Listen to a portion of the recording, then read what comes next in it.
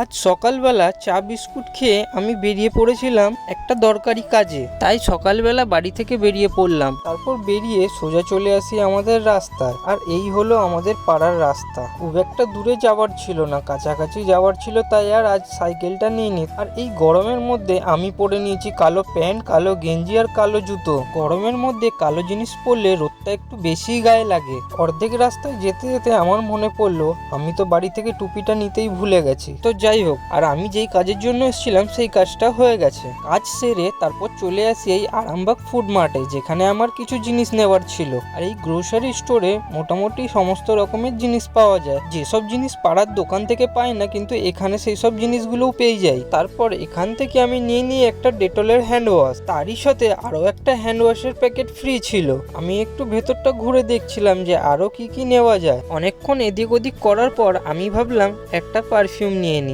তারপর আবারও ভাবলাম বাড়িতে তো আমার দুটো পারফিউম আছে, আবার নিলে মা বকবে। আমি আর বেশি না ঘুরে নিয়ে নিলাম ছোট্ট একটা 5 স্টার। বেশি জিনিস আর নিলাম না। তারপর এখানে বিল পেমেন্ট করে আমি বেরিয়ে যাই। বেরিয়ে এসে 5 স্টার খেতে খেতে সোজা চলে এলাম বাড়িতে।